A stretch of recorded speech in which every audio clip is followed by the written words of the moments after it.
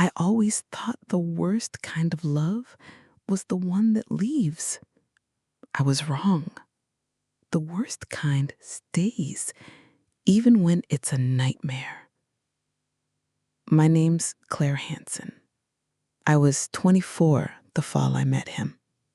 A psychology major at UW, the kind of girl who blended in with library shelves and rainy sidewalks. I didn't party much. My roommates were louder than me, prettier maybe. I had this half-formed belief that maybe love would just find me. I didn't know it would hunt me. I saw him first at the Compass coffee shop.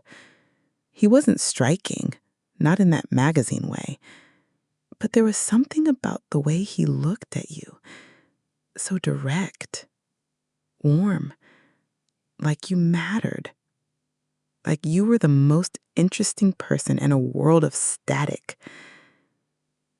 He asked if he could share my table. He was reading a law book, told me he was studying, like me. His name was Ted Bundy. He laughed when he said his last name, like it was some joke only he got. I remember the first thing he said about me.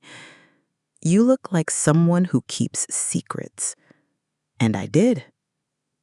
I kept the bruises from my father hidden for years. I kept my loneliness in a locked drawer under textbooks and good grades. I kept the way I liked dangerous men in the pages of true crime books I read under my blanket. Ted liked that about me. He said so. He liked the way my voice dropped when I told him about my paper on criminal psychology. He liked that I asked him questions, why he wanted to be a lawyer, what justice meant to him. He asked me out the second time we met, a real date, Italian food, cheap wine, the kind that stains your teeth purple.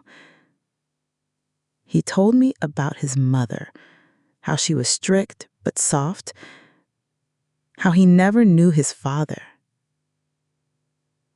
how he wanted to be more than people expected, how he wanted someone who really saw him.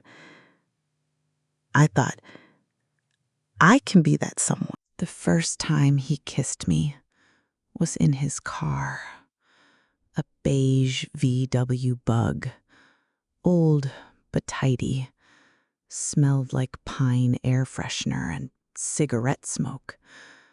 I remember my breath on the cold window, his hands, warm, certain, cupping my face like I was fragile.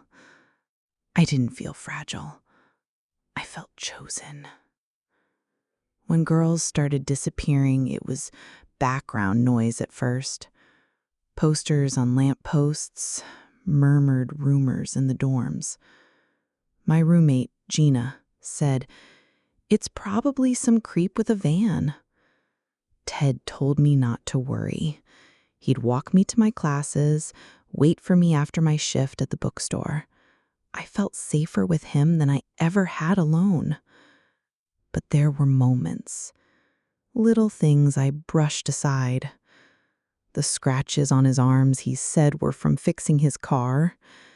The way his smile froze when I asked where he'd been on nights he didn't call.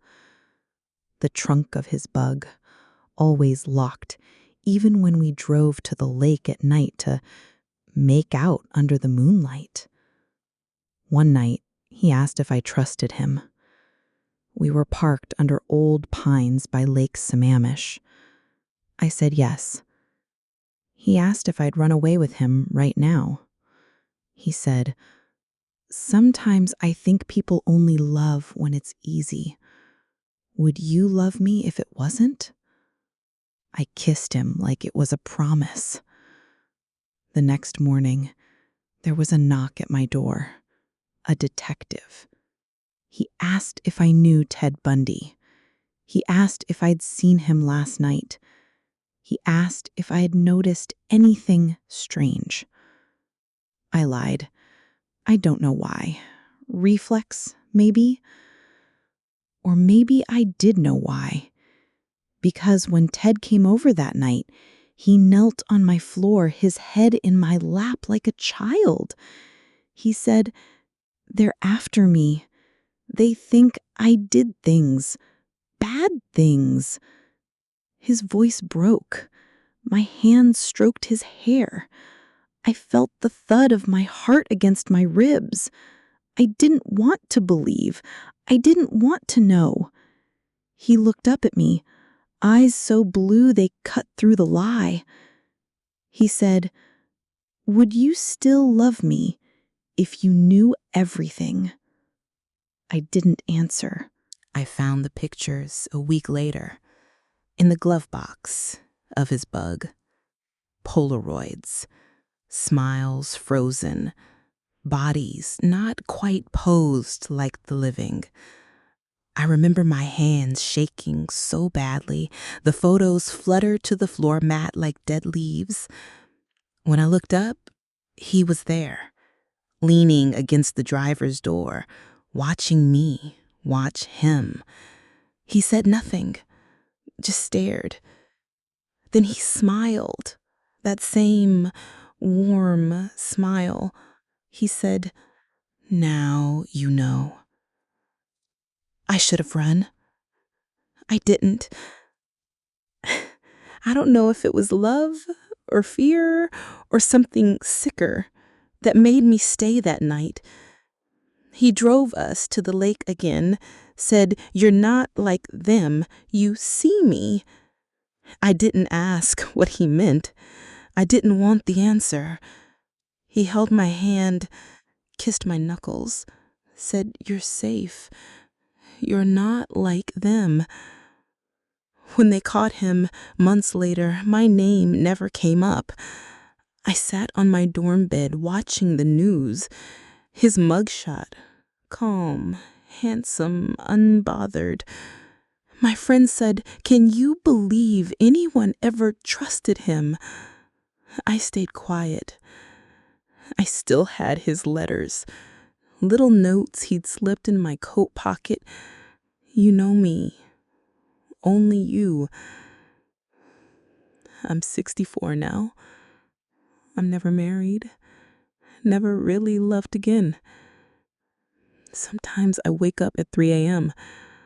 I think I hear his bug pulling into the street, a soft knock at my door. Sometimes I wonder if I would open it,